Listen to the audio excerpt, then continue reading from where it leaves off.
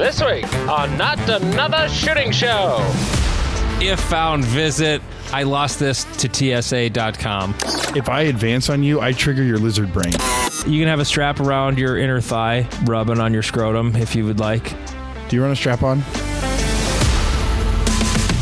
He's Jeff King. I'm Andy Erickson. This is Not Another Shooting Show. Hey, good news, Jeff. The TSA did its job, I think. Yay? That's always scary. They set a record confiscating firearms at airports in the United States. During 2023, TSA intercepted 6,737 firearms at airports and security checkpoints, preventing them from getting into the secure areas of the airport and onboard aircraft. The previous record was 6,542.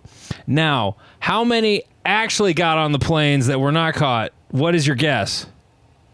I mean, I've seen reports that they only find like 1%. So, like, you know, it could be tens of thousands. It could be 2. I don't know. But, like, my experience with the TSA has not been a positive on successful. Have you ever got busted with something you weren't supposed to have? I may or may not have had a pocket knife. How dare you?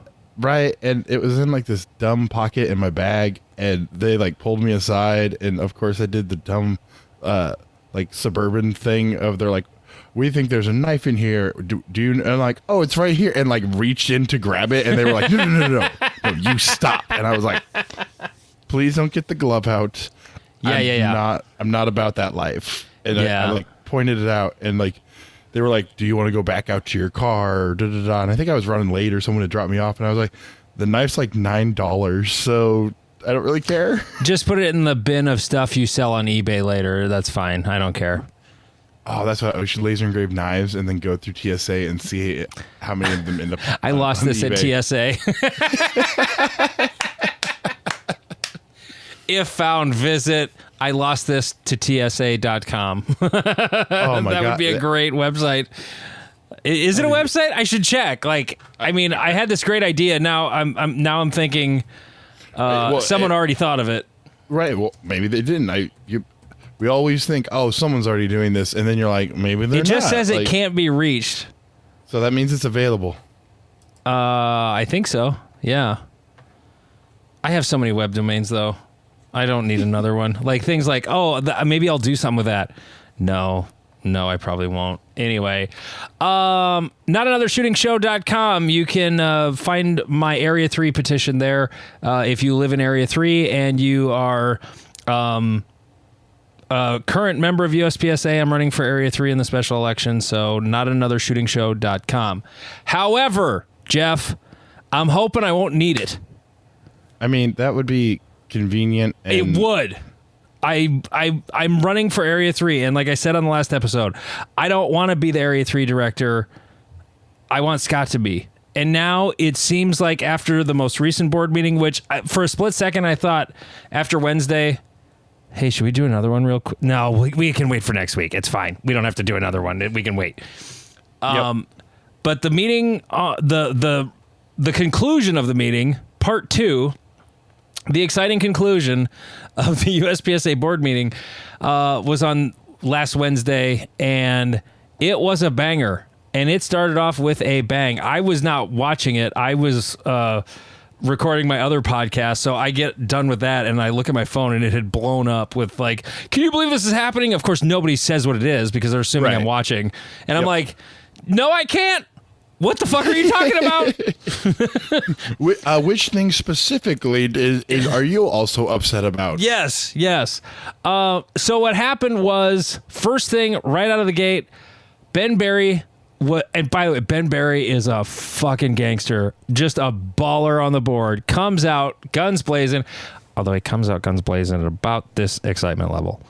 Has a point of order, and it does not. God, now I'm blanking on what the actual point of order was. How did they overturn it? I forget. Shit. It was that he.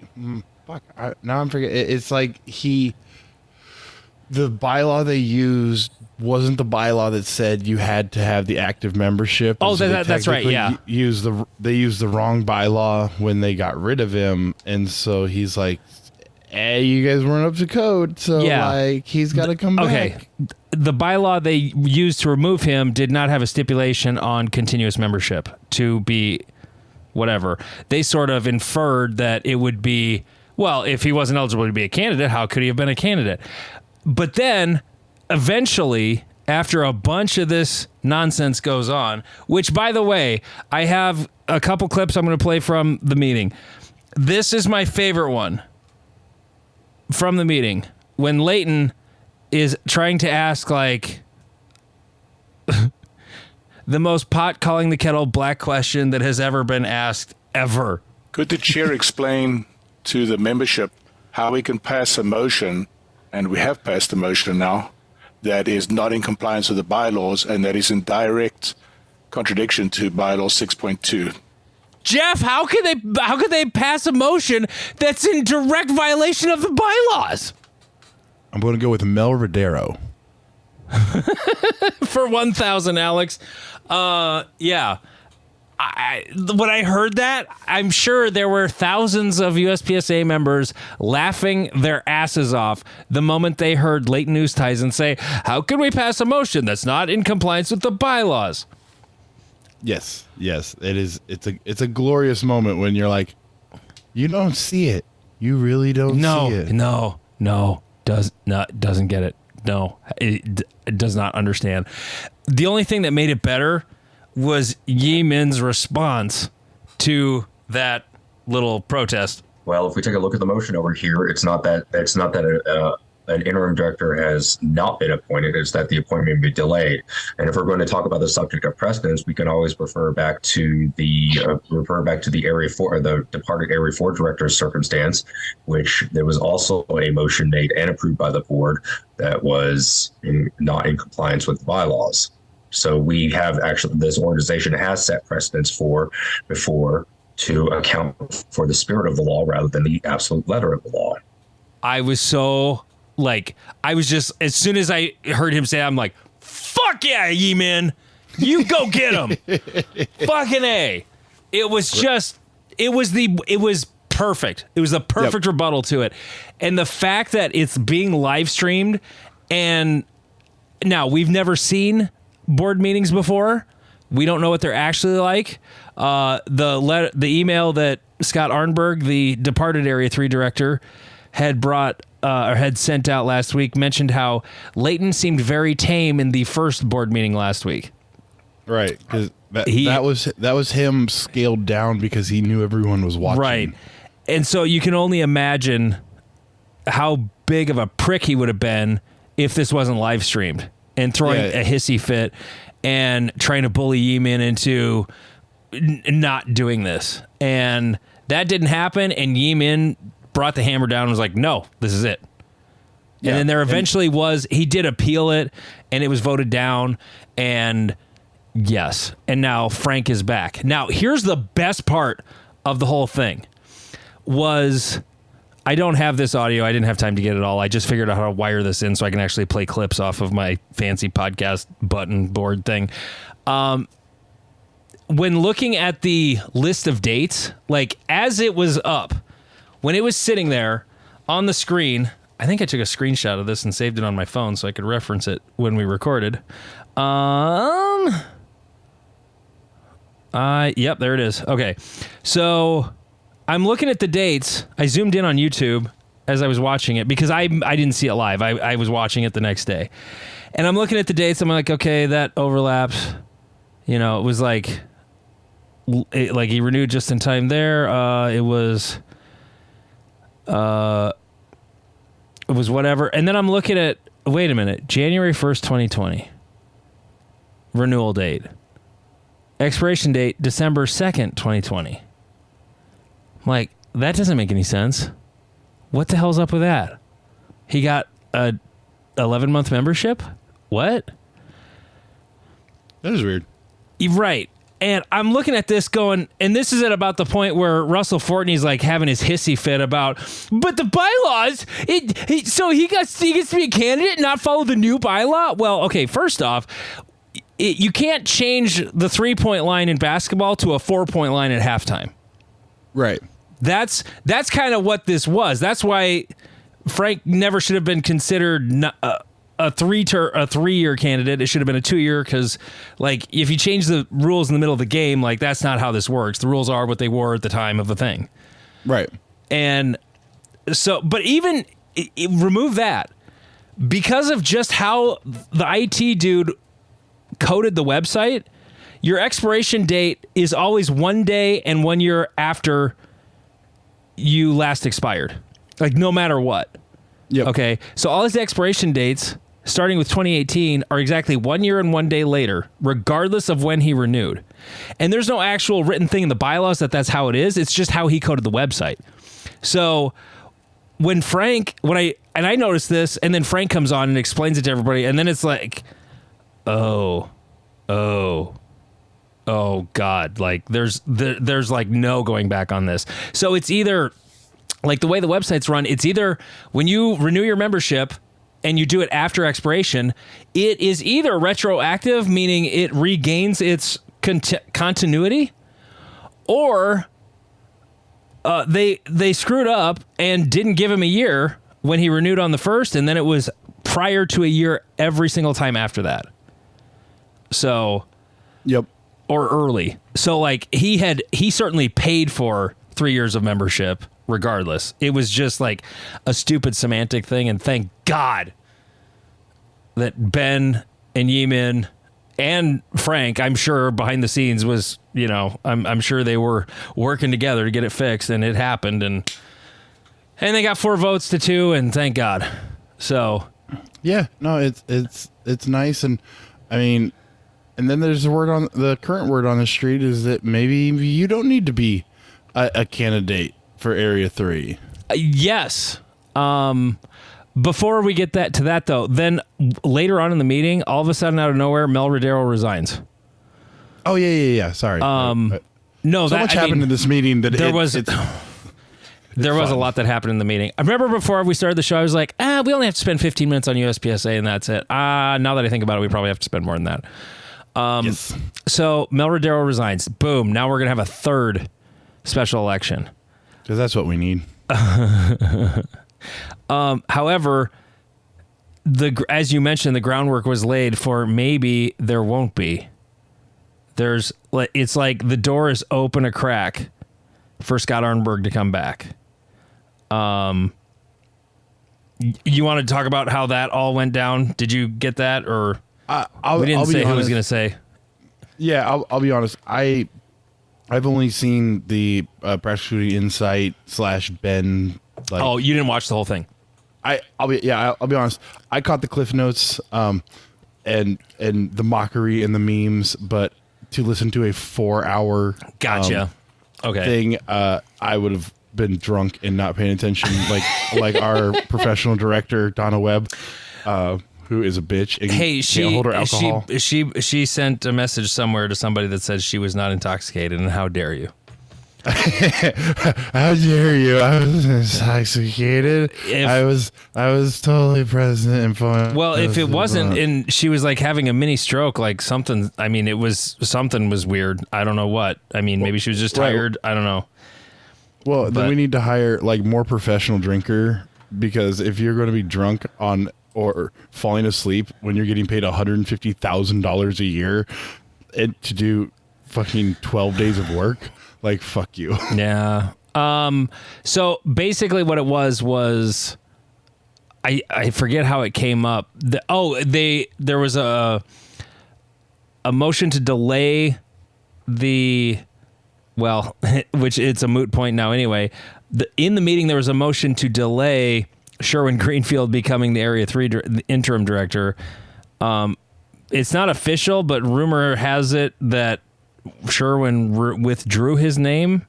Yeah, that's what from being the word on the street is. Interim A3. So the reason there was a motion to delay him being installed as the interim A3 was to get another opinion from a Delaware business attorney that because there is a law in Delaware, corporate law, that says the board members of an organization, a board member cannot be removed by a vote of the board. They can only be removed by a vote of the shareholders, which in our case as a nonprofit is the membership. And I recall there being citation to case law where in the case of a nonprofit, it is the members of the organization and not shareholders, because there are no shareholders in USPSA. It's the members. So, okay. And there could be other case law, like there's the laws that are on the books, but then there can be case law that colors how those laws are actually interpreted that wouldn't be obvious to someone just reading the law. So right. There could be case law that says, yeah, but this, and that's why it actually is okay for it to happen.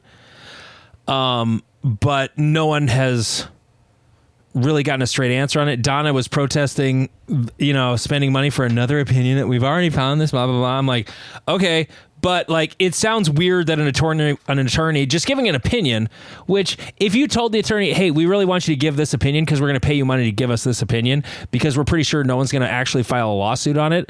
I'm pretty sure they'll give you that opinion. Yeah. I mean, well, I don't know. I'm going to be 100% honest. If I was a lawyer and looked at a sport of autistic, like people with a lot of time on my hands, I would not try to fuck with them, because it appears that we have several lawyers in the sport who are like, oh, I have time. Like, yeah. I am prepared to do this, because isn't Jim or whatever, like, were there some complaints sent to his Yeah, he was board real quiet in the second one. Yeah, real quiet. His gusto got taken, or the wind got taken out of his sails real fucking quickly, and but so they want another opinion now that Ben's actually on the board, Yemen's back on the board. The opinions on that had not really been done since they were on, as far as I can tell. Yep. It was just sort of yeah, well, we asked a guy and they said yes. Well, who, how, what, who, who was it? They always seem to find, like, hey, this lawyer in like Alaska says that, like, this is cool, and we're like, but we're dealing with Delaware law or Washington law. Like, why are we talking to them? That would be like being like, this British lawyer says that this is fine. Yes, I don't care. He's not the lawyer for the thing we're doing. So why are we even talking to him? So they're going to get another opinion to find out if the removal of Scott Arnberg from the board was even legal under Delaware law. And if it was not legal, I don't have to run for Area 3 director anymore. Now, like, if he's not reinstalled, or he chooses not to be, because that could be a thing. I mean, I could see Scott going, nah, I'm good. I don't need this anymore. I hope he doesn't. If there's a way for him to get back in, I hope he does get back in. I'm not saying that because I don't want to be the Area 3 director. I kind of don't want to be, but I only feel compelled to run because of what happened. If Scott is back, like, I'm not going to be sad. Right. I want to shoot. I want to run the Great Plains Hit Factor Championship. Actually, I would prefer to run the Great Plains Section Championship, but... Well, it does create a question, and I don't know if this is the realm you want to delve into, but if Scott is reappointed, does the rebellion continue for you? For me, no. I would, if Scott's back. I'm still gonna be hawkish on shit going down, but we're gonna have 3 to. They won't quite have majority yet if Bruce 1 is there, but. I mean, if Scott's back, I would say yes. I would probably go. I would tone it down. I don't know if I would go back to a level 2 USPSA, just because just a level 1. It'd probably just do it as a level 1. I don't know. But it's an interesting question, because like it is. I'm protesting. I'm on the father side. What's that? I'm on the farther side. Is it's like just because the three of the or Scott and Frank would be back, and we have Ben and Yi-Min, that doesn't give me hope. Like I want a full like. All of the old BODs need to go. Well, I don't want to. It'll take too long for that to happen. I don't disagree, but it kind of like I hate to say these words, but I'm kind of on Ben Stager's side of, hey, we need to keep the pressure up because I would like them to all leave. I agree with that too. The pressure needs to be kept up, but at the same time, there has to be an ending to the hardcore protest. Like I went hardcore when Scott got removed. I was as one would say, I was radicalized when Scott was removed. By the way, if any board members listening to this or anybody else in management, Ben Steger did not radicalize me. The board radicalized me. That's who did it. Right. I didn't like Ben hasn't told me how to think. I think for myself. Thank you very much. Sometimes I'm informed by things he's put out, and I can't think of anything that's been 100% irrefutably incorrect. But although he did have sort of a internet faux pas this week, did you see that? Oh God, yeah. Oh my God. I didn't know that either. I did because I'm terminally on Reddit, but I don't actually watch any of Paul Harrell's videos. I don't either. I was aware that he like had cancer because he has terminal cancer. Right, like a month ago, he had like put out a video that was like, "Hey guys, this is probably going to be like my last video. Like I'm handing it off to my brother. Like da da da." And again, I've never really watched his content. He does kind of like long rambly stuff that just isn't in my forte, because I don't read. And it's not the greatest, most accurate modern information when it comes to handgun usage either. No, it's been a constant battle of like. He has a very big following though. Dedicated following. Very giant, very dedicated following. He's also very polite, very kind. Like he's like a good dude that's information is just like 15 years or 20 years out of date. And so like you don't want to be a dick because he's the nice guy, but he's also not up to date. And so Ben Steger was like, hey, this dude put out this drill. Let's talk about this drill. And you're like, bro, read the room. And then he came out with. I saw it and didn't know though. I didn't think anything of it. I was just kind of like, haha, that's funny. You know. Right. And I didn't know Paul Harrell had terminal cancer. And then And then Ben posted sort of it was a non-apology. It was a non-apology apology. Like he had no idea that Paul Harrell was dying of cancer, and people were like crushing him for how could you post a video without doing all of the research? Who does? Okay, I will say that when first reading it, my first thought was, of course you would, and then the second thought was maybe he doesn't know. But like Ben has built a following on being an obstinate, like, let's see how much drama I can stir. He's a provocateur. A provocateur. And I mean, and like X-Ray Alpha had just come off his little interview with the Instructor Zero. And so I was like, hey, he went after that part of old school, like gun tube. Now he's going after this part of gun tube. But I was like, does he know? That was it was really unfortunate though. I mean, I believe Ben had no idea. Because I didn't know. Like, right. I'm pretty sure he doesn't follow Paul Harrell on YouTube. Yes, I'm pretty sure the world champion in handgun shooting is not like, you know what I need to know about? Revolvers in the late 90s. That is the information. And what 38 Special does to ballistic gel. That's what I want to find out about today. That wasn't Paul Harrell's thing. He would shoot. He shot literal like sides of beef. I thought he did. His claim to fame? Maybe. I don't know. I haven't seen that many Paul Harrell videos. I don't know. Right. So I mean, I've seen him. I'm aware of him, but I haven't seen his entire catalog or anything. From my terminally onlineness, from what I picked up from like what he brought to the gun sphere was he wouldn't do ballistic tests on gel. He would do it on like sides of beef. That's almost as expensive these days as the ballistic gel.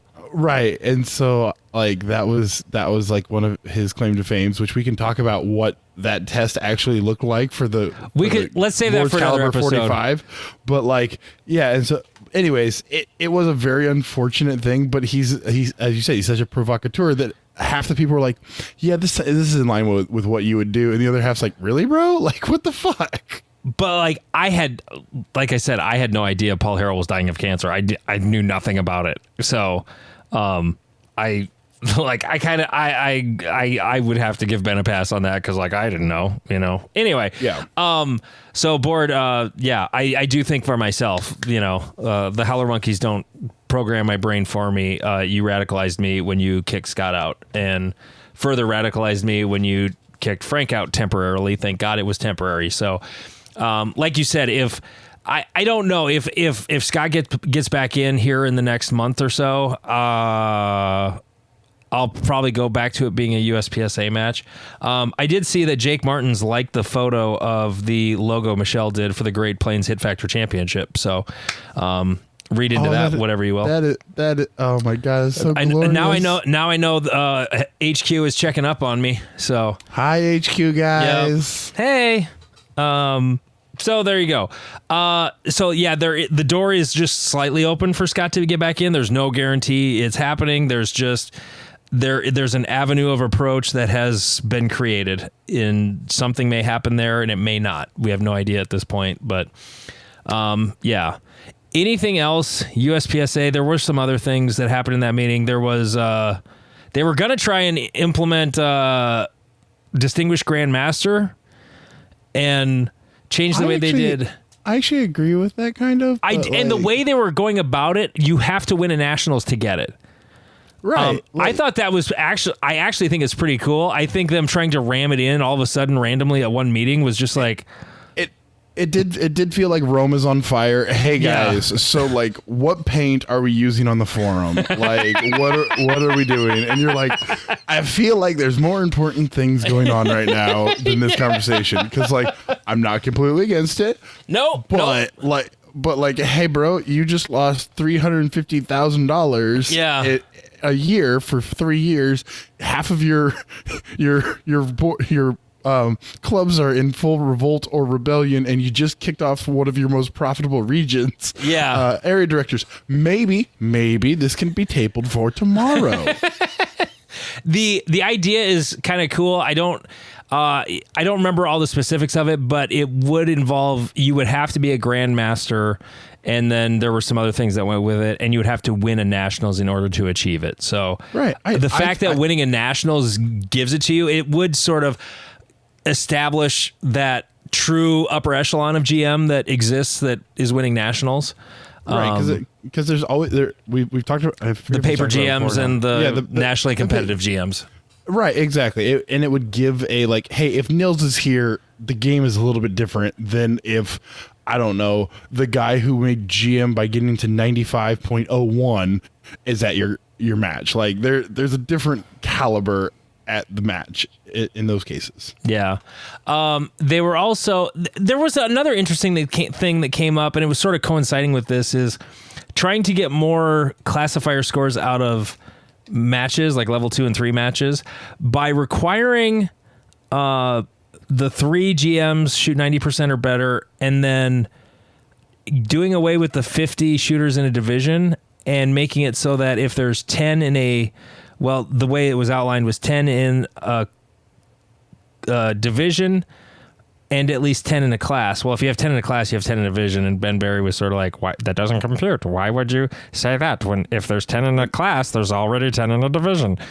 It was, and to get to that point, you would probably be at 60 or 70 people in the division regardless, because you have that many people. By the way, Ben, I didn't mean to make you sound like a robot. It was just how the impersonation came out. I love you. Like, I'm no hate there. Okay.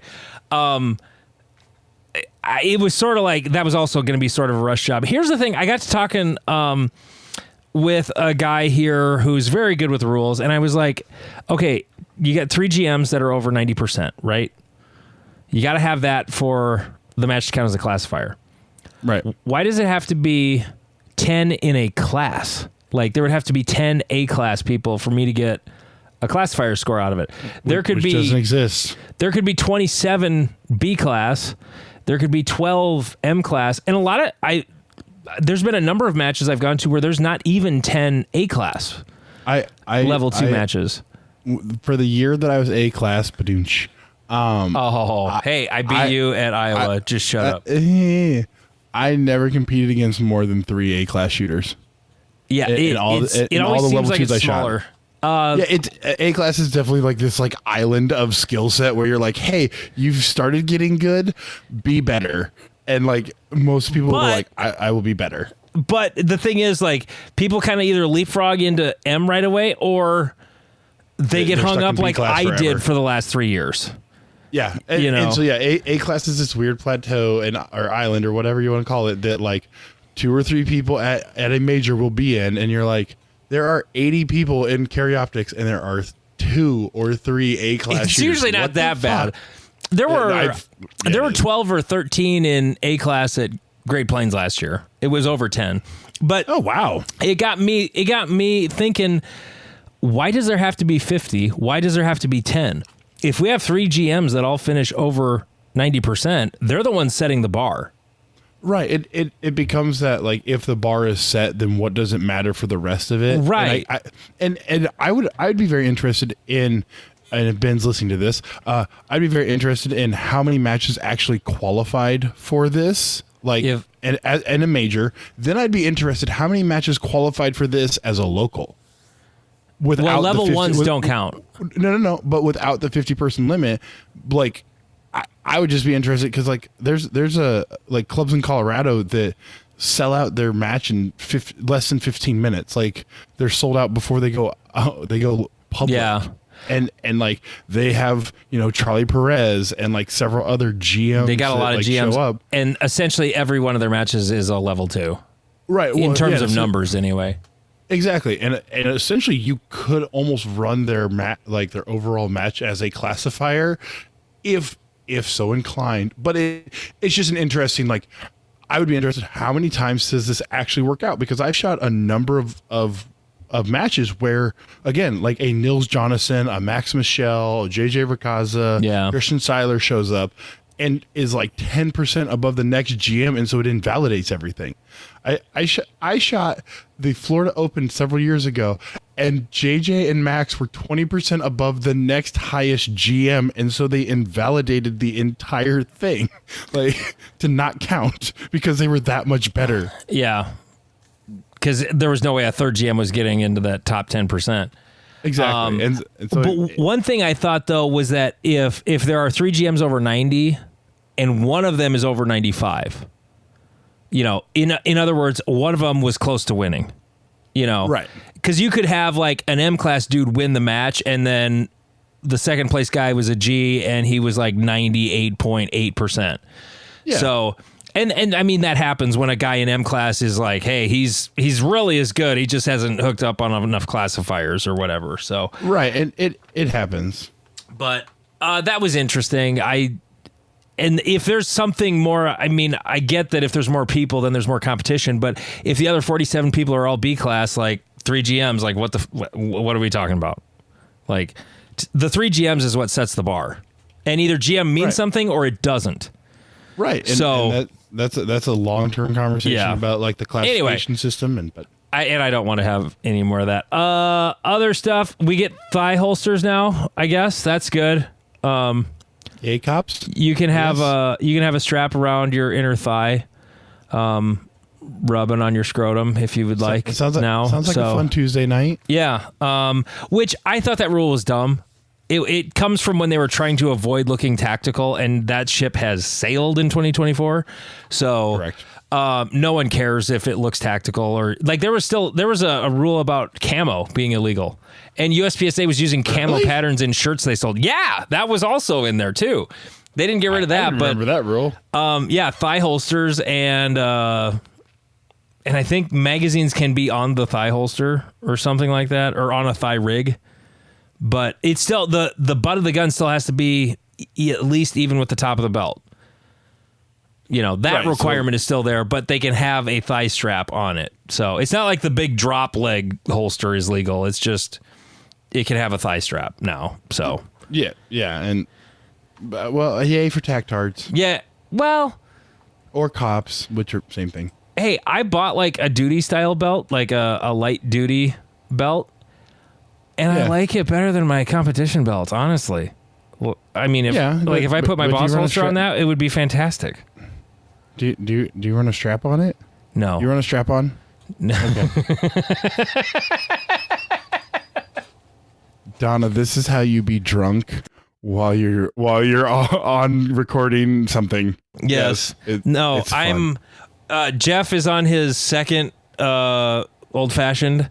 I'm They're on double my. old fashions, if I'm honest. They're what?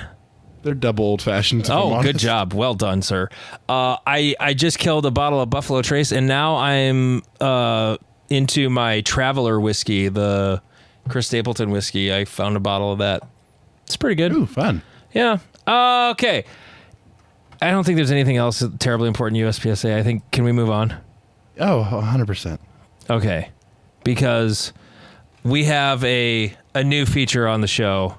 Thanks to Jeff. Ladies and gentlemen, it's Jeff's comment section. Jeff King has a YouTube channel and he posts lots of shorts. And lots of people write really stupid shit in the comment section. And this is the best of Jeff comment section. Take it away, sir. Is the music still supposed to be playing? Yes. Listen, we're going to have a music bet under this. Come on, goody. this is a high quality program.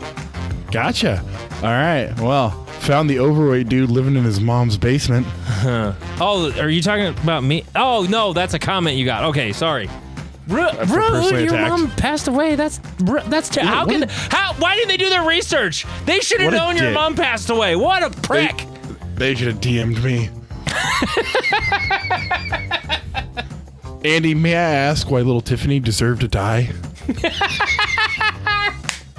Men in Black, that's an awesome comment. That's Why are you That's not mean at all. That's just awesome. right? But why are you breathing so hard? Oh, ow.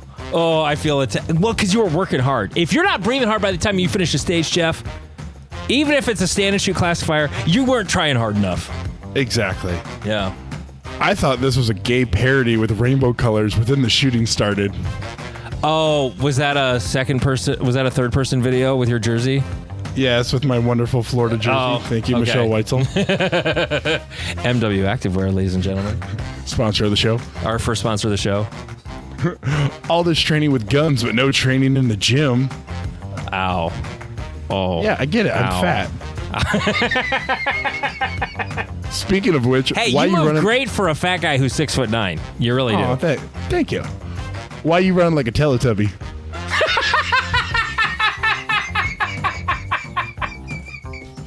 I got little legs.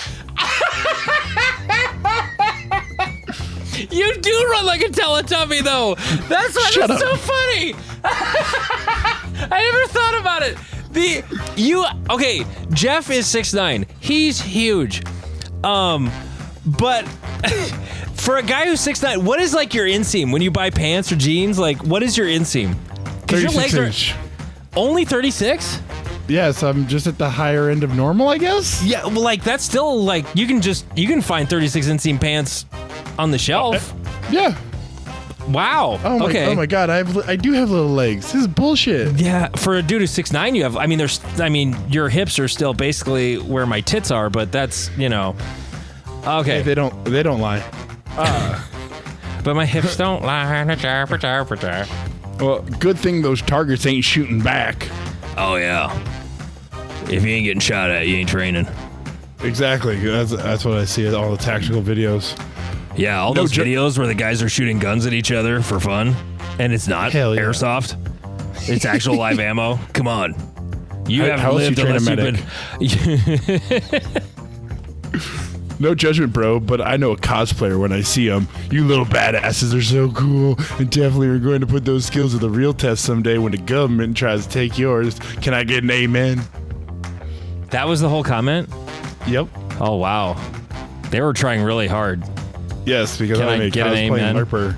Yeah. I mean, Yes. what was the video? Were you cosplaying? And I was doing a pro-am match. That's what's confused the Oh. shit out of me. Oh, okay. It wasn't the night match? Nope. Oh, okay. Well. Yeah, that one would make sense. Yeah. Kinda, yeah. How can you be stable with a gut like that? Well, weight helps stabilize. I mean, Right. it requires more energy to move the mass. Right. And I tend to try to be stable with my legs.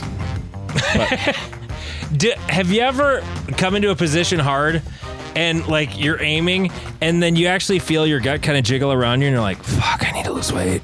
Yes. And then I go to In a match, that's happened to me before. then I go to the bar to get bar food afterwards to soothe my feelings. Yes.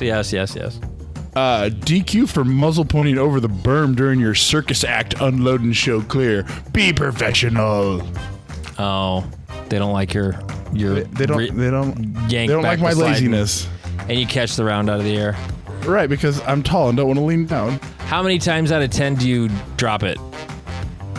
2 out of 10. Oh, so you do lose a few? Okay. Yeah. I'm left-handed, so it's like the easiest unload and show clear ever. I just like grab the slide, rack Straight it, in your hand. and it pops out of my hand, and then I lock the slide back and show the arrow. It just ejaculates into your hand. You're done. My gun comes in my hand, and then I put it back in the mag, and that's it. So, Boom, done. it's easy. But last two, average American high schooler preparing to go back to school. Whoa. That was dark. Yeah, they get dark real fucking quick. Wow. You're absolutely dead with those skills.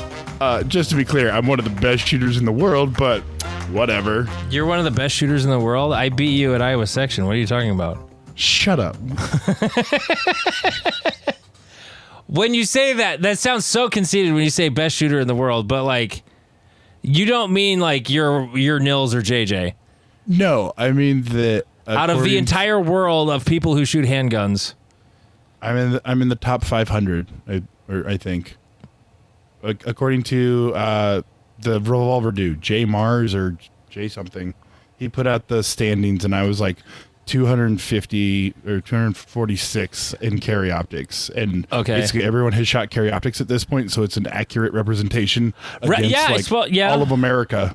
I mean, there's a lot of open dudes and limited dudes though that have like barely shot it. So I mean, but like to say 500, that's probably close. Yeah. And I mean, and then there's of course the IPSC, because they don't have a classification system. I don't think. No. So you just have to win a match.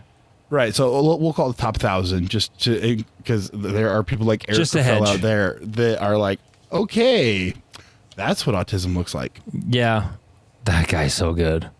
Oh, it's insane. He's so good. It's whenever I see his videos and it looks like he's like bump firing, and like can you bump fire a pistol? Is that a thing? I don't know. I don't think it is. Maybe it is. I don't know. I'm not good enough to do it, but sometimes it looks like he's bump firing his pistol. It's just like, it's, yeah. Well, there you go, folks. Jeff's comment section, new feature on the show. That was fun. There was a thing I saw on Reddit. This was a couple weeks ago. It got bumped because the show got crazy last week with USPSA about this guy. It was a post on Reddit about a guy who was sighting in his red dot, and he went and got a laser, one of those Sightmark laser bore sighter things for his gun.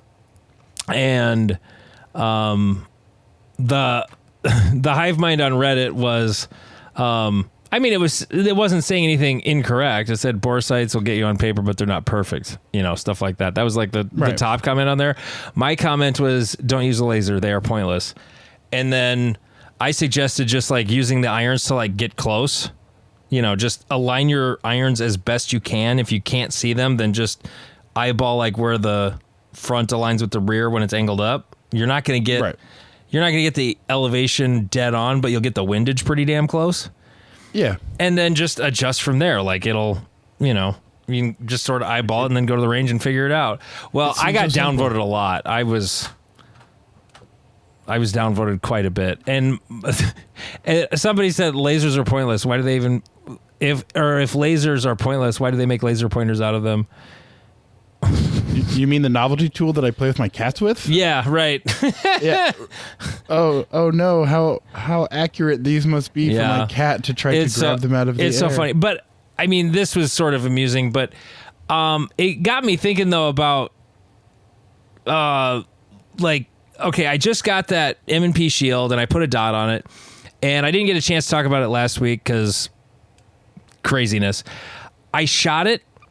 I shot about 100 rounds just to, just zero it and shoot it and see how I like the gun and how I like that little tiny dot on the gun. And I didn't think I was going to like it. And I thought I was going to think it was kind of pointless, like it wasn't valuable. But like once I actually had an index with the dot, then it was like, oh, okay, yep, this is worth it. It is. Well, it goes back to like what I was really going to shit on is that like if people who own handguns built an index of any sort, you wouldn't need a laser bore sighter because your index is perfectly fine. And once it was a new gun and new dot, so I mean, no, I get it, but like once you've built that index, like the red dot is there, it's great, whatever. But you also get to the point where you stop needing it. Like I don't know, like you stop needing to have to have it there immediately. Exactly, and it's like, or another way. Go ahead. Sorry. Oh, for most self-defense stuff, like 10 yards, like your index is just so good you're essentially point shooting, and then your brain goes, oh, the dot is exactly where I'm trying to point at. This is okay. Yeah. I was doing some training with a buddy this last summer, and he had taken a class somewhere. Actually, it might have been down in Omaha, from a dude who was talking about point shooting and like as a skill in and of itself. And I was like, I never really thought about point shooting beyond. I mean, when I'm really close, yeah, I'm kind of point shooting where I'm just sort of like not really aiming at all. But I mean, we're talking like a yard or so. And he just sort of was like, I don't know. I think it's pretty interesting. I'm like, okay, well, I'll give it a whirl. And I was doing it to try and kind of prove a point. And so I was at 15 yards, large popper. And he hits the timer. I draw, and I just sort of point the gun at the popper and press the trigger, and ding, right in the calibration zone. I'm like, fuck. Right. Because I can do that. Right, because our indexes are so good that we can get away with it because we are high-level shooters. But, so, I'm so much more Midwestern than you. I cannot talk that highly about myself. I just can't. Embrace your arrogance. It's okay. Humbleness is for people who aren't awesome. No, I'm an upper Midwesterner from South Dakota. I went to a Lutheran church. Like, compliments embarrass me, Jeff. That's how this works where I grew up. I get it. But I will be your hype man. Right before you shoot the stage, I'll be like, you sexy bitch, you got this. But, okay, I hit the calibration zone of the popper on the first try when I was trying to prove a different point. And so I'm like, damn, okay. So then that made me interested, and I tried again. And I hit the popper, but I didn't hit the calibration zone. It was like low on the body, lower body of the popper. And then third shot, I missed and saw dirt fly off to the side of the target. Fourth shot, same thing. Missed, dirt was off the side of the target. I was legit trying to hit it. I wasn't trying to sabotage it. You were starting to overthink it. Well, I mean, it wasn't like I missed it by 3 feet. I just was just off the popper without aiming, like point shooting at 15 yards. Like, that's kind of a tough shot, Yeah, I did a similar thing. My buddy Lane had some trouble with hollow sun optics, and he likes to cover his optic. That's a whole nother conversation. Oh, I love doing that. Oh, let's have that argument. Yes.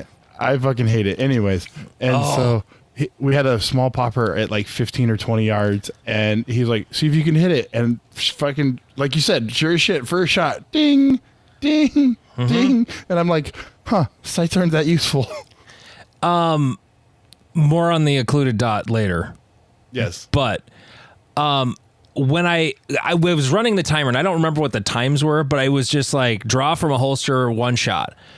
And I want to say it was somewhere around the number 103 stands out as like, that was the number. 15 yards, draw, shoot, hit. And that was like point shooting. And then I was like, okay, now I'm going to draw and I'm going to see my dot on the target and press the trigger. And when I was doing that, the times were about the same. Yep. It wasn't, some were a little faster, some were a little slower, just like the variation of my draw and first shot. So Right. like the whole point shooting thing, it as long as you learn to like call shots and index, like it wasn't worth it to point shoot. I could do the same thing, the same time, up closer. Yeah, I could definitely point shoot faster, but at distance, there was no, I didn't get anything out of it. So, Right. So tell me where the occluded dot touched you on the doll, Jeff. Because my eyes are bad. I went to the doctor. It just doesn't work for you? Correct. So okay. My eyes, and I need to go get glasses one of these days. I only got the diagnosis like a year ago, so I'm still got time. It is that my left eye is like 60-20 and my right eye is 20-20. And so my right eye is just so dominant that it's always trying to take control back. Uh-huh. And so when you occlude a dot, and if you're looking through your right eye, you're looking at essentially black with a red dot on it. Yeah. It's not great when your right eye takes back over. That means your left eye is not doing anything. Right. And so that's where I don't occlude my dot. I don't know if I'm completely target focused. With corrected vision, it might work. When I said it doesn't work for you, it wasn't that I was talking about. I mean, if your vision is a lot worse in your left eye and you're uncorrected, like that would be a reason to not do it 100%. Right. And so like that was, I did it while I was unaware that my sight had gone that bad, because last time I got it checked, in like high school, it was like 20/20 in my left eye, 20/15 in my right eye. And I was like, okay, we good. And then like I went and got it checked and like, no, you're almost like legally blind out of your left eye, and your right eye is and your like, right eye is doing all the work and you don't even realize it.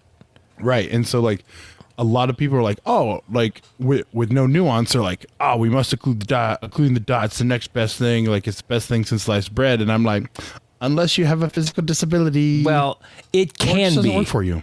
It can be the easy button. And for me, it is. Right. So the first major match I ever shot with an occluded dot, guess what it was, Jeff? It's going to be Iowa section. It was Iowa section where I beat you and Steven. So I'm kicking you in the leg. No, don't. No, I kicked my truck door this week when I slipped on the ice, dude. There was terrible ice in the morning. It still hurts like hell. I was getting out of my truck and I slipped. Both feet went out from under me, and my right leg just smokes the door as I'm going down. I'm like, motherfucker!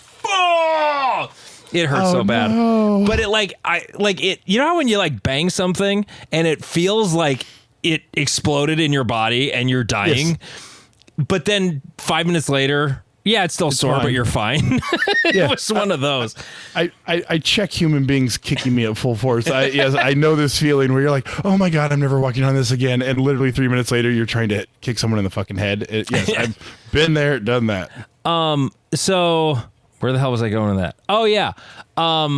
So when I started messing with, I had occluded the dot here and there, just messing with it, dry firing. And I thought, it's fine. And I trained with it a bit, but I hadn't bought into doing it full time. Like it's on my dot all the time for shooting matches and stuff. And then I decided I just want to experiment with this and see how it goes. And so at a club match last August, I was like, okay, got some black electrical tape, got it wrapped around my dot. Gonna go shoot this match. The very first stage, I'm going through the stage, and everything's going good. And towards the end of the stage, there was a plate rack. And I shot the first 2 plates of the plate rack, and my brain said, why are you going so slow? And then I went ding, ding, ding, ding, ding. That was 5. There was 4 left. It sort of made shooting easier. I was not as target focused as I should have been, but the biggest thing it did for me was it kind of took a 3-dimensional image and it turned it into a 2-dimensional image, like playing Call of Duty. Right. is Or is that sort new of laser my trainer. experience, is what it looks like to me when I'm shooting. It's Yeah. not this 3-dimensional image that my brain is sorting out. It's just I've taken away the part that can screw with my head and simplified it. To me, it's a simplification of the sight picture when you occlude the dot. And Right. now, it does not work for everybody. If you're cross dominant, it can be more challenging, but and if you're cross dominant and you're forcing dominance to the wrong eye, it can be very challenging. I had a client who is an eye doctor, and I said to him, hey, I had a friend who took a red dot. He's a cop. He took a red dot law enforcement class, and he occluded the dot, and he was shooting, and he shot a very nice group at, I think it was 10 or 15 yards, but that group showed up 7 inches left of where he was aiming. And he just sort of goes, oh, yep. I said, why did that happen? And he said it's a thing called, I hope I'm getting the terms and stuff right. I hope I get this explanation correct. It's called phoria, Phoria. Basically, when your eyes are at rest, they don't like stay aligned. Like when you're looking at something, they just sort of will go, they'll kind of veer outside or maybe inside. It varies by person. Yep. Like when you're sleeping and not in REM sleep, your eyeballs kind of both go away from center. And for some people, when you occlude the dot and they can't see what they're trying to look at, it'll cause both eyes to do that.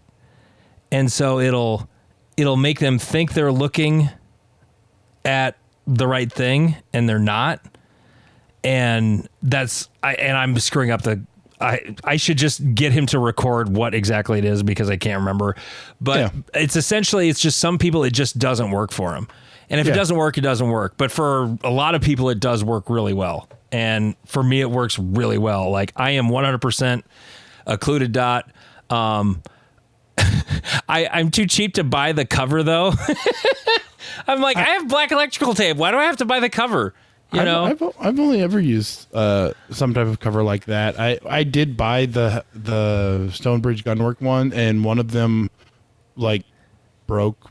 Like, didn't he come out with immediately. a second version of that though? That's way better. I've heard the second ones are way better, and not to disparage Stonebridge Gunworks because advertisers or whatever, but like he did send me a message like, "Hey, send it back to me." Da da da da da, and then my ADHD brain was like, we were supposed to do something. I forget what it was. And then like, I remembered like 8 months later and was like, and we're past the point where it would be like I'm gonna reasonable for me to send I'm this gonna back. feel bad asking now. Yeah, I'll just eat it. It's fine. Yeah, exactly. And so, yes, I didn't have great experience with them for the first gen, but don't be the first gen adopter, AKA SIG. But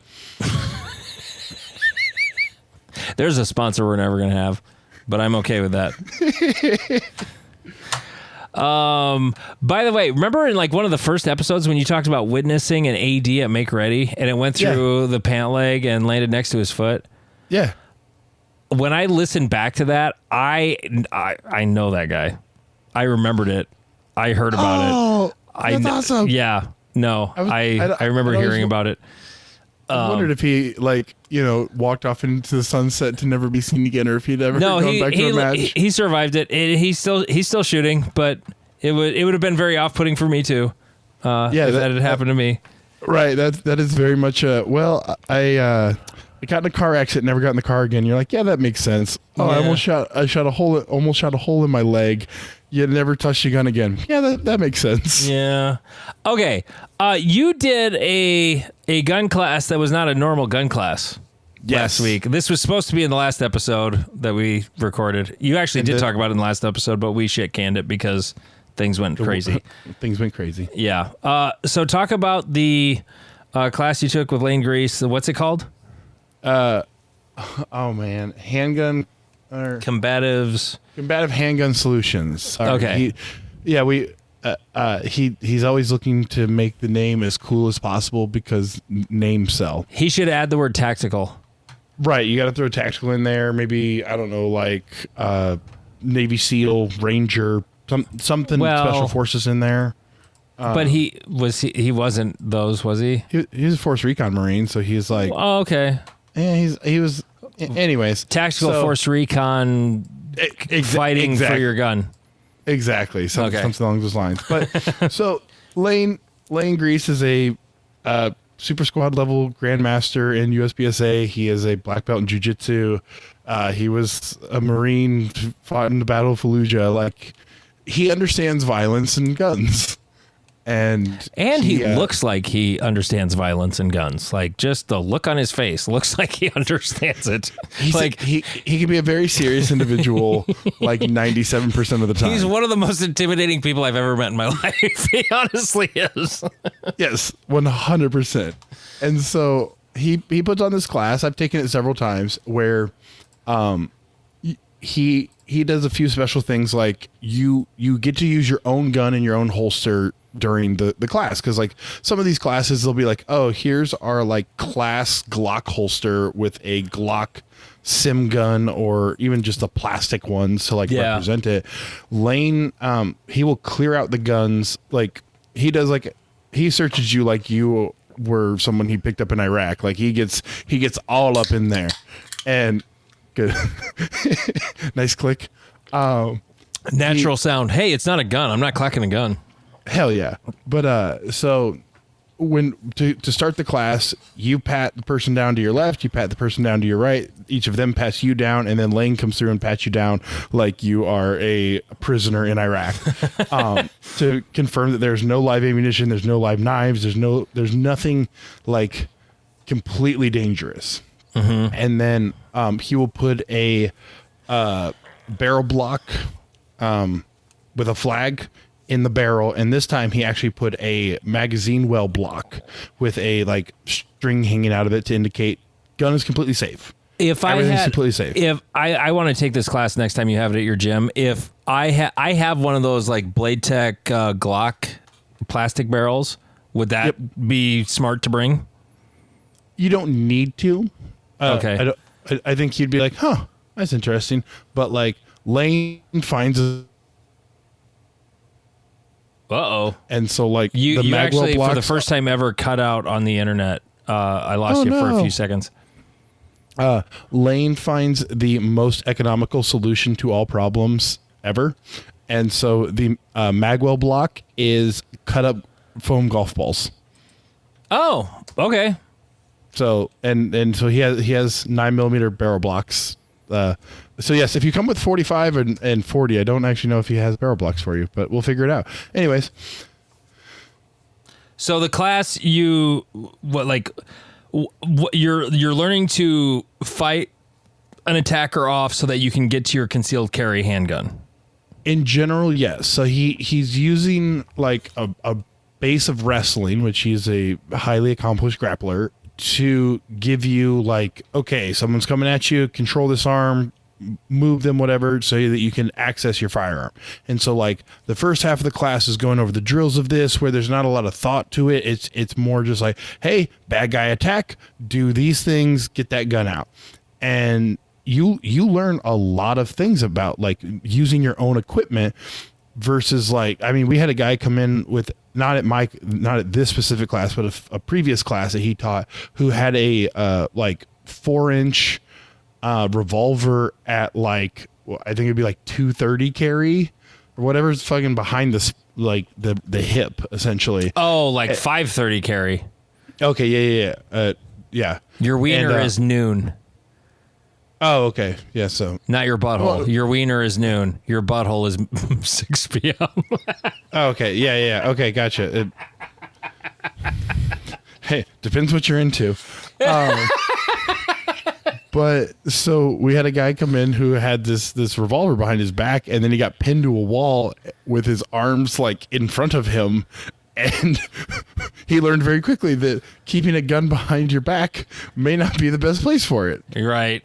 Oh, dude, I was going up the escalator at Shields one day, and this guy was with his wife and little girl in a stroller going up the escalator, and I'm standing right behind him, and I could see he's got like one of those little Sig Micro 9 or Kimber. It's probably a Kimber. Yeah. He's carrying one of those in the small of his back, and I was so tempted to just pat it and go, I could have taken that, but.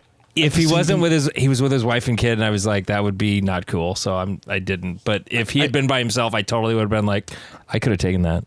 Right. I've been in that same situation. I was at a gas station and I looked down at the guy in front of me in line, and his shirt had tucked behind his pistol. Oh, that he God. had behind, and I was like, do I say something? I don't really know. It feels really weird to be like, hey, bro, your gun is showing. Like there's a whole there's a lot to the weirdness of that statement. Like, hey, I was checking your ass out and I your was gun is looking at out, your just butt. so you're aware. Right. Okay. Hey, you But want to yes, and wrestle? so- you want to do some wrestling? Yeah. But so Lane's class does a lot of understanding of like, hey, this is how we control a person. But it also, Lane is very good about acknowledging like, hey, I can control someone with two hands. Now go get a gun. Now you're controlling a full-grown human being with one hand trying to get your tool out, and it completely changes the game you're playing. Sure. Because for that amount of time, you have to be able to break off from the two-handed thing to get the gun out, and, Right, and exactly. maintain it one-handed for that second or whatever, however long that takes to happen. Right. Well, and his class showed me that like that you're like perfect, fingertips already touching the bottom of your shirt, Instagram, Reddit, like tack bro draw of like, oh, this is my sub-second draw. And it's like, I too can have a sub-second draw if Yeah. I pre-stage literally every part of it. Yeah, Now and- have a full-grown adult hold you against a wall and try to get that gun out. Yeah. And like this last time I took the class, I took it with an iron-sighted gun, because the last time I took the class, I snagged my red dot on my shirt like 3 times Dude. and actually pulled it out of battery one of the times. I did when I was messing with my shield last week, and I meant to say that earlier when I was talking about that. That happened to me. My shirt got hung up on the front of the dot as I was pushing it out. And I knew that was a thing that could happen. And when it happened, I'm like, son of a bitch, I didn't hold my shirt up high enough. Like, I was Right, trying to go well, fast and didn't do it all right. Right. Well, and all the tack bros that pre-stage their perfect draw from their perfect position every time are like, you can never catch your optic on your shirt. Like, that's something that only like noobs would say. And Yeah. But it's like, no, I just had a 300-pound man pin me to a wall, and I didn't have full range of motion of my arm, but I could get my gun out like enough. And so it was very informative of like being able to practice like real life shit. And then for Lane ends the class with a like more of like a force on force, but he'll basically like this time it was a lot of one-on-ones. We've done 2-on-1s where like he'll be talking to you and like 2 guys jump you, but this time it was a lot of one-on-ones. The 2-on-1s are really fun. I actually stole a cop's gun out of his holster, and he still remembers it to this day, which makes me happy because I want him to come home alive every time. And Yeah. I want him to remember he has a gun, because he was getting me in a perfect double leg. I just am large and know how as far as the holster works, and so I took his gun from him. Yeah. But like he did a lot of scenarios that were what he called like the gray zone, where someone's like in your space and like being aggressive, but are they at draw gun and smoke 'em level? Yeah. And so like one of the dudes, I believe Lane from Bastion Black Performance, he like walked up and he had his hands in his like hoodie pocket, and he was like, bro, like I need some drugs, like you got some drugs, like da-da-da," and like was in this dude's space, and the dude like immediately went to draw, but like you just committed a assault with a deadly weapon, dude. Exactly, but he didn't like fully clear the garment, but like he did the motions of I have a gun, and we were like, but he did like, oh wait, this isn't lethal force yet, this dude's just being like weird. Yeah. Right. But it was really informative. I mean, we had one, and there's a local doctor who basically repairs every one of the fighters. He's been the fight doc for like 20 years, and he came to the class, and this dude's like 60 plus years old. He threw the training knife at someone and then flying kicked them in the face, and we were like, go doc, like you're a badass, but you went on the attack. Yeah. Like you stopped defending yourself about at the point you threw the knife at him. It's funny you say that, because like I do a demonstration in my permit class talking about deadly force. If I'm standing like 30 feet away from you and I have a knife in my hand, I'll say, okay, do I have means or ability of deadly force? And yep. Do I have the opportunity to use it? And a lot of people are like, yep. And I'm like, and then I'll try to stab the guy from 30 feet away. And as I'm doing that, and as I'm doing that, they're like, what are you doing? Like, the look on everybody's face is like, what are you doing? And then I say, and then somebody goes, I'll say, no, I don't have opportunity to use this right now. I'm 30 feet away from him. Well, you could throw it at him. And it's like my little Kershaw pocket knife. Like, this is not likely to cause death or great bodily harm if I throw this at him 30 feet away. It's just not like, I mean, even if I hit him with it, it might cut him. It's not going to like impale in his eyeball like in a movie or something. But anyway, back to the knife throwing doctor. Yes, and so we and at the end of the full end of the class, Lane kind of sits everybody down and like debriefs it so that we can like have an understanding of like, hey, what happened? And he like specifically was like, hey doc, like you went on the offensive. You probably weren't defending yourself at that point, but he brought up that like, hey, like I put you all into like gray zones so that you had to like understand like I was mainly an assistant for this class because I've taken it several times, but like we had a couple people who had to leave early. One dude didn't drink enough water and cramped up anyways. And so like I got to be like the last iteration of the day with this. I was the bad guy, and he was like, hey, he's kind of a newer guy. Like he can get kind of freaked out. Like I being 6'9", if I advance on you, I trigger your lizard brain. The cop. You're a little scary. If you have a mean look on your face, you'd be scary. Even though you're a big gooey teddy bear. Exactly, but it doesn't even need to be a mean look because I was messing around with the cop that I'd stolen the gun from because he was in the class as well, and I just like walked up on him like explaining something, and he like kind of flinched, and he goes, "That really gets deep into my lizard brain." I go, "Yeah, it does," but so like I just walked up on this dude. I was like, hey, like you got a cigarette, bud? You got a cigarette? And like this dude starts pushing me, and I'm like, dude, you're assaulting me. Like you know what? I'm gonna fight you and hold you because you're the bad guy here. And so like he ends up drawing his gun on me because Lane has the simunition guns, and like we like grappled on the ground for a little bit, but Lane again, I'm 300 pounds and I'm a martial arts instructor. I knew to give the guy like the ability to work, and so like I let him work. He gets up and he like points the sim gun at me, and Lane doesn't call break, and so I'm just like, I'm not moving, and then Lane calls break, but the dude is so like in the moment that he is still locked in pointing the sim gun at me, and I just remain completely still, and I'm like, are we gonna do something about this? I'm very confused. And Lane like comes over and like grabs the gun out of his hand. He goes, and we're done. It's interesting though, like the context of that being I'm a use of force instructor for pistol permit classes in South Dakota. So like I literally just was giving lectures on the laws of our state, and then, you know, like the federal standards for use of deadly force. And it's interesting trying to apply that in a sort of in a very practical class like that would be, oh dude, I mean I was already sold on taking it, like now I really want to take it, like right. I just for that it, experience. Yeah, because, and this might get a little political, but it's like I believe a lot of lawyers who have never engaged in violence make laws based off of logical, well, if this then this, but like I'm being a little hyperbolic, but like as a 6'9" martial arts instructor, I can't defend myself legally. Like you have to, because it's two disparities of force above.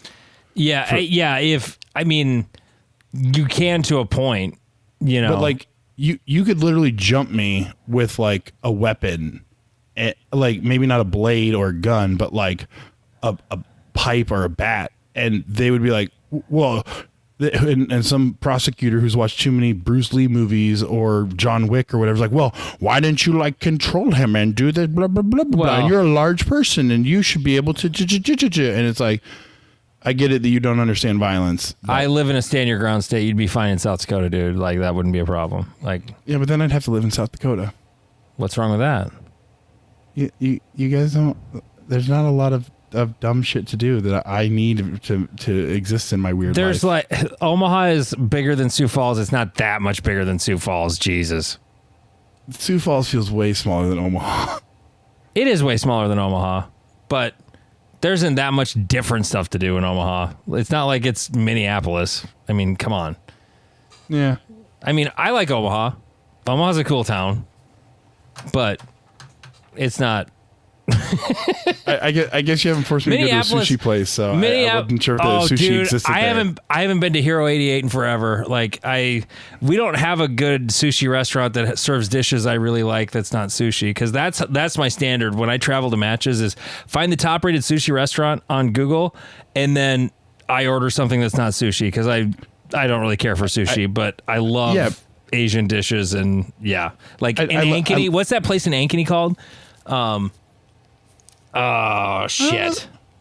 It's like in the mall sort of little area. I don't think I guarantee I haven't gone to sushi with you, because I look at sushi as like, cool. I too like to spend $100 to go to McDonald's afterwards. Yeah, no, I like Hero 88 down there. I love that restaurant, but I always get Mongolian beef. I love the Mongolian beef there. It's freaking great.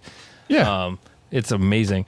There's something we didn't mention at all that we should have, and that was SHOT Show happened. Oh, yeah. How can we be a topical shooting show and not mention SHOT Show? I mean, there were some new guns that came out that were sort of kind of interesting. Honestly, like my favorite new gun that I saw, and this is just off the top of my head, Smith & Wesson came out with a lever gun, which is it's like the Henry tactical lever gun. It's just got a large loop, and that's pretty much it. It comes in the calibers, whatever. Hollow Sun came out with some new stuff. They've got more of that thermal stuff that like I'll never buy, but they had some pretty cool stuff. And I know PSA had some like 3D printed, like, hey, we're gonna make this in the next decade, like shit. Everyone was talking about how CZ was supposed to come out with like the P10-2s or something like that, and oh really? Well, there was a lot of comments about that, like they've been selling off their old stock, so like their Shadow 2s have been cheap, their P10s have been cheap, so that must mean that they're like rolling out the next months. I heard they just made too much. I can see that too, which I'm like, because like for a while you could buy a Shadow 2 for like $800 or $900. It was like $859.99 plus shipping. Yeah, it was like they got real insane. Cheap for a while. Like a P07, which is one of my favorite guns.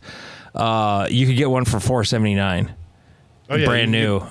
There were like P10s without optics for for like $399. Shit, they were like $259. Really? I didn't see them that cheap, but damn. Go to Reddit gun deals. You'll see some of the weird ones, but no, if I'm completely honest, like SHOT Show doesn't interest me. Like if I was going to Vegas at this time, the new products do, but like the SHOT Show itself, I want to go once just to see it. The Daniel Defense, they came out with the H9 again. Oh yeah, they came out with the Hudson 9 because they did so well last time. Well, part of that was their marketing strategy was really dumb. Like they told everybody an aluminum version was coming out, and they're like, "Oh, cool! I won't buy it until the aluminum one comes out." And then no one bought any other guns for like a year, and then it died. Right, because for some reason, gun people were like, "Hey, we're coming out with this thing," and without understanding, like you have to say, "I'm coming out with these things," like as it's in production, so that you still get that hype train to buy the thing. But no, we have places like now I'm forgetting the name of it. It's the one that made the HMG Technologies or HMG Industries that tried to make the STG 44s, and we're on like year 8 of them releasing. Even like a prototype. That was like a year or two ago they came out with that, and we haven't seen those, have we? I've not seen one in the wild. No, the HMGs, like those dudes, it got bought up by PSA after 7 years of being in limbo, and we've heard like nothing about it. Like there was a company that came out with the STG 44s that were available in like the 7.62 Russian, 223. They did make it in the original German caliber, whatever that was. Yeah, 8mm Kurtz, but they must maybe they did release it, but they like must have released like I think it was a different company. It might have been, but no, it they were was like, PSA. hey, I take that back. It was PSA, but like I never really looked. because they bought it, but I think what PSA did, kind of like what they did, because they came out with like a MP7 like lookalike or something like that, is that they were like, hey, we did make one of each of these. See, they are real. Please don't cancel your back orders after 7 years. It was PSA last year, 2023 SHOT Show. They announced the STG 44. Right. And then some of the other ones, I mean, there was a lot of 2011 like devices. There was no new Glock, shocking. A little bit, yeah. I was hoping they were coming out with the carbine. Right. I'm still waiting for the Glock 1911 or the Glock rifle of some sort. But I'm not gonna lie. If our show blows up and we can get those sweet media passes for next year, I 100% want to. I 100% want to go because I want to go to the Adult Entertainment Expo. Yes. Because that seems way more fun. We'll go look at guns and porn stars all in the same week. And a guy I know went to a concrete show. Yeah. It was the same week. It was like the concrete industry show was in Vegas at the same time as SHOT Show and the Porn Awards. I kind of want to say that Salesforce also has their like 100,000 person like gathering the same weekend, because I feel like my mom went there. She's like, and I was like, oh, you go to SHOT Show? And I'm like, oh, I wonder what hotel they're at, because maybe I should go with, because, you know, Adult Entertainment Expo. Yeah. Because no, I mean, need all the antibiotics. From what, like, I don't like going to the mall. So going to SHOT Show, it seems like going to the mall, except there's going to be a lot of stuff I'm interested in. So I think I would enjoy going once. But yeah, I feel like I would go once and be like, yeah, I'm good. I can just look at stuff on Instagram. It's fine. I don't need to go. Right. I'm going to quote Ian and Carl from Forgotten Weapons and go, yay, more polymer frame whatevers, more 2011s, more ARs.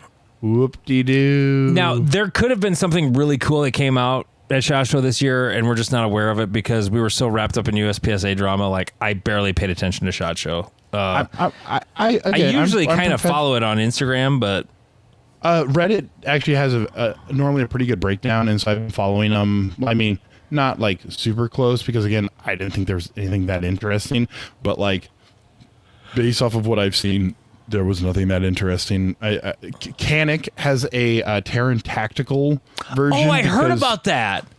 Because, you know, that's a thing that people wanted, I guess. Because well, honestly, the Canic guns are good. They really are. I bought a TP9 SFX, like their first competition gun, and I've been messing with it, and I really like it. It's not I will never, ever complain about the grip angle of a gun. I think anybody who says grip angle is automatically making an excuse. Grip angle really doesn't matter. Just practice with it. It's fine. You'll get over it. The only thing I don't like about the Canics is the bottom of the grip is really skinny, even if you put the bigger back strap on it. And it's harder for me to keep the gun locked into my firing hand. And that's the only thing I don't like about it. Everything else about it, I love very much. A Glock is still just a little easier for me to shoot. I can shoot the Canic like 98% as well. I did change out some parts on it just to make it a little nicer. I actually did more to the Canic than I did to my Glocks. I changed out the trigger return spring because it's really heavy stock. The trigger's nice, but the trigger return spring makes it kind of heavy. I changed out the guide rod and recoil spring, and so you basically changed out everything replaceable. There was one other thing I swapped out. I can't remember what it was. Striker spring, a little bit lighter striker spring, not a lot. I didn't go crazy light. I went to like a 4-pound striker spring. And like I know the steel frame ones had like an over insertion issue that was corrected by something. Yeah, but so I haven't messed with a rival, but yeah, the Canic guns are great. The fact that Terran's doing a TTI version of it, it's kind of it's kind of a rags to riches story. Like the Canics were sort of this weird little version of the P99 that was like, oh yeah, it's kind of cool. Damn, it's cheap. It's like, it's a pretty nice gun. It's really cheap. It's got this weird decocker button on the top, but whatever. Yeah. And now they're a player. I mean, they're not. I don't think they're getting any law enforcement deals, but man, it's the best value in handguns out there right now. I firmly believe like you get the most gun for the money if you buy a Canik. It doesn't matter what model it is.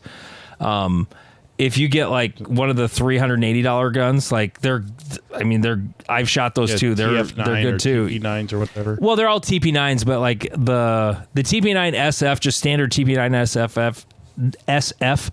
Jeez, I sound like Donna right now. It's just it's more like professional with your drinking. it's their Glock 17 basically, and they're great. They're great guns. I really like the Canics a lot. I'm happy for him that the Terran did a gun. You know. Yeah. A few other fun things from SHOT Show. Fostech released a 20-round 50 BMG magazine for the M82A1. So in case you needed 20 rounds, which would cost something like $160 or they're $5 a round. Yeah, that's $100 easy. At least I heard $8 a round. Also, probably now. Yeah, last time I did it, priced I remember seeing a box of PMC 50 cal on the shelf, 10 of them, and they were like it was like $50 for a box of 10. Yeah. The MSRP for that is $1,600 for the magazine. So, Jesus. But if you bought a $10,000 rifle, I mean, what the hell? Yeah. Right.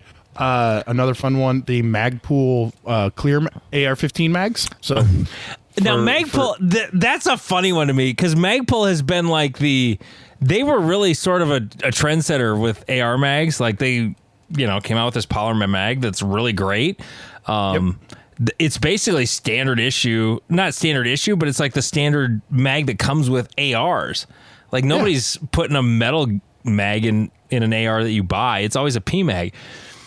I have both metal ones and PMags, but like I use the PMags the most. But of all the things Magpul's come out with, like the clear mag is like they were like the last one to do a clear mag. Like everybody else had a clear mag before Magpul did, and now it's like the first thing they've sort of like done the copycat thing. But right. And there's also a Mission First Tactical clear mag because when one does it, everyone needs to do it. Yeah, I have one. I have a 20-round Lancer clear mag. Those mags are great because they're metal on top. Oh, okay. No, the Lancer mags are fantastic, and they're just a little bit more. My last remembrance of what they cost, they were just a little bit more than P mags, but they're all plastic except for the top is metal, so you don't get that plastic. Oh, yeah. I've only ever used PMags. I'm a basic bitch when it comes to rifle shit. Yeah. So Beretta came out. Yeah. The Beretta came out with the 92 GTS, which is a 92. I didn't see this. Yeah, it's a 92X RDO, but with a frame-mounted decocker, aluminum Vertex frame, fiber optic front sight, DLC-coated trigger components, limited two-tone launch edition with wood grips for MSRP of $900. $999. And they reintroduced the Beretta Tomcat as the 30X. So you can get a red dot mounted light trigger pull 8-round. I think it's 25 ACP or 32 ACP. Weird. This GTS is it's a very pretty gun. I personally am a fan. This may be weird. I'm a fan of the slide safety, the slide mounted safety, not the frame mounted safety, because frame mounted safeties I have a tendency to activate while I'm shooting. When I shot a TAC Sport Orange, I would after I drew and built my grip, I'd go to shoot and nothing happened because I activated the safety after taking it off. I ride the safeties so that I don't do that. I actually put a smaller safety on so I wouldn't bump it on as easily. Oh, okay. And the TAC Sport Orange is a lot fatter than a Shadow 2, though. And like my thumb, I can deactivate it, but like to ride it, it feels weird. It's not as easy to do. I shot Berettas for a year, and I liked them a lot. I just shot a regular 92X and replaced a few trigger parts. That was about it. Any of their optic ready models, like I love the 92. I think it's a cool gun, but their optic mounting system sucks. Yeah, it's always been weird. Not the mount to the gun, that part, the two little plates that come off, that's okay. The plate is deceptively, it's lower than it looks. It honestly is, because most of the plate actually sinks into the slide. Yeah, but it's still high as shit. Well, no matter what, it's high as shit on a Beretta, but like, so's an open gun, you know? Yeah. It really wasn't that big a deal. But the thing that I dislike the most is the plates and the screws they give you that work with it. It's a weird thread pattern, and the screws are aluminum. Like, they strip automatically. Like, when you install a factory plate on a Beretta, you will strip the screws installing it, and you will have to tap and drill it to get them out. You just will. So, well, that's fucking dumb. Well, it is dumb. Like, the Langdon, I bought a Langdon slide, and it's fantastic. I hate the iron sights they put on it. Like, I don't want to co-witness with sailboat sights on there that they put on. I want to grind down the rear sight on it. Yeah. And I removed the front sight on that slide, but their solution was really, really good. And you can get it on and off if you want to. It's not a big deal, but yeah, that's kind of cool. I mean, it's pretty, but like, I'm not going to buy one because Beretta quality right now, buying a Beretta right now is like buying a box of chocolates. You never know what you're going to get. You might get a really good one. Like the first 92X I bought is fantastic. I still have it. That gun is great. The second one I bought when I started competing with them was a piece of shit. It just, it chewed through trigger bars like crazy. I don't know what the deal was. I had nothing but problems with it, but yeah. If you need to update your optics, there's the Aimpoint Acro updates. So they have a new S2 with built-in shotgun vent rib mount. I don't know what that really actually means. And then you can get the P2 in flat dark earth or sniper gray for $700. Oh, is that all? Okay. Yeah. Oh yeah. Just and you mentioned lever guns, but you didn't mention the Henry Lever Action Supreme. It takes AR-15 magazines. What? And for some reason still kept a tube with a rimfire style loading port and plunger on it. Weird. They came out with a 9mm carbine that looks like that. That's a semi-auto. That's not a lever gun. That's a semi-auto. Oh, wait. No, it says Lever Action Supreme. Oh, wait. Yeah, shut up.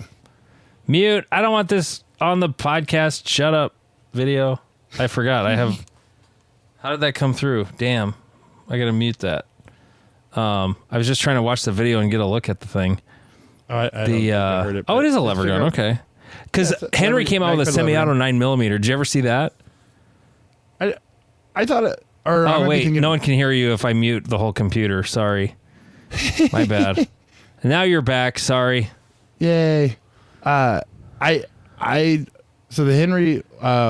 this is supposed to be for like California, New York, whatever. So you can have mag-fed lever gun, not scary because it's not semi-auto, but 30-round mag or something. And 223. I don't know. It's not the dumbest thing I've ever seen. Yeah, I saw. I think it was Bond Arms last year made the 9mm lever gun that took Glock mags, and I was like, you have my attention. Mm-hmm. Like you have my attention at Glock mag carbine. Yeah, I'll look at anything that takes a Glock mag. Right, and so it triggers that like that weird American side of your brain that's like, huh? So you're saying I could be a cowboy with a Glock mag? That sounds like something I want to do. 100%.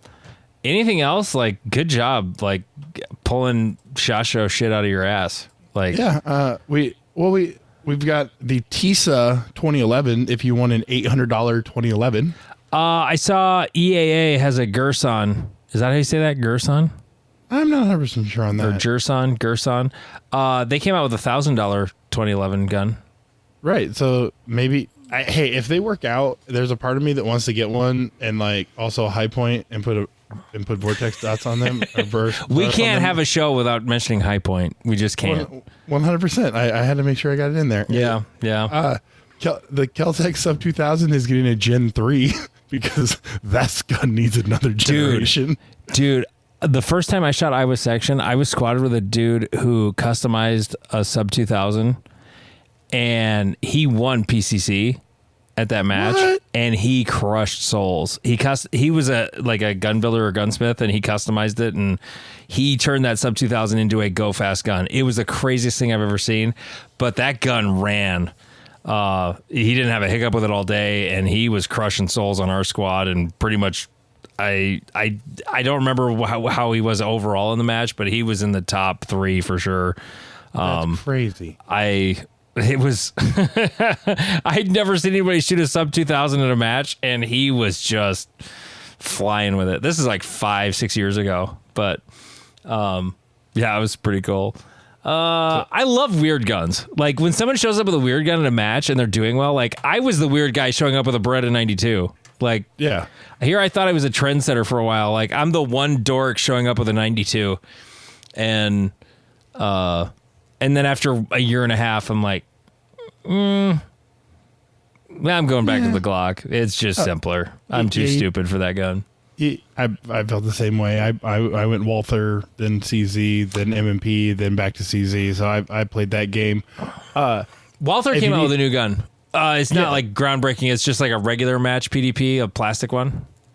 I thought didn't they come out with a steel frame? Well, PDP? they did. Yeah, they came out with a steel frame, but now they came out with a plastic match PDP. Oh, yeah. No, that's. I mean, it's not that exciting, weird. but yeah. No, I'm more excited that Hollow Sun has apparently released. They're like, you know what, we're just going to take every market over, because they have come out with rifle lights, iris laser aiming modules, digital pistol sights. They apparently have a ultra low mount, never change the battery for PDP, VP9s, MMPs. Who is this? Hollow Sun. Oh, yeah. So they've decided that they have crushed Trijicon and everyone else enough that they're like, you know what, we need to go in some other markets and show you how this is done. The dot I put on my Shield Plus is a 407K, and I haven't done a whole lot with it yet, but I've shot it a little bit, and the only thing that annoys me about it is that's a 6 MOA dot, and why Hollow Sun can't make a 6 MOA in a full-size 507 or 407, I don't know. I like the bigger dots. I don't Agreed. I don't really like the 2 MOA. I like the 5 or 6 MOA dot. My 2 MOA bleeds out in light conditions. I just like the bigger dot. Yeah. 5 all my SROs are 5, so I would go to Hollow Suns if they were 5 or 6 or 8 or whatever. Yeah. Anything else you can see off the top of your head? Beretta came out with a hunting rifle. I saw that. Oh, well, they I don't know what make it nice is. Rifles. They're just not really that popular. No, yeah, they're in not America. popular here for sure. No, I mean, I'm sure that someone in the comments going to be like, how did you not talk about the blah blah blah blah blah blah blah. The well, new here's Sig the beauty, Sauer. Jeff. We have a podcast that's not on YouTube, so no one comments or talks shit so far. The downloads went through the roof last week. Thank you so much for listening. Like I'm so happy. It makes me so happy that the show it's growing every single week, and I'm very happy about that. But we've had zero interaction with with listeners outside of like our friends who will be like, "Hey, quit saying shit about me." Steven is like gonna death stalk me at Iowa this year. Hi, Steven. But there will eventually we will have some sort of mechanism. I don't know if I'll start a Telegram or something on our website, or we do have a website, notanothershootingshow.com. There's not really anything there yet. It's just sort of the under construction page. I haven't had time to do shit with it. I think I'll eventually do hey, write into the show, like a little form email thing on the website. Make an email of some sort. You can also interact with us at matches. Be prepared. I talk with my hands a lot, and I'm a large person. Some people get Jeff's hard to miss. You won't see me in a match anytime soon because it's winter and it's cold as balls in South Dakota. Although it's been warm this week, but it improved 50 degrees and it's still below freezing. Well, it improved 50 degrees, but it's been foggy and misty and icy as shit everywhere. And I fell on my ass and bruised my leg. So I'm over. It went from one kind of shitty to a different kind of shitty. It's just less uncomfortable when you're outside. Anyway. Yep. Now we've gone into full web mode, so I think it's time to wrap up the show. Okay. He's Jeff King. I'm Andy Erickson. This is Not Another Shooting Show.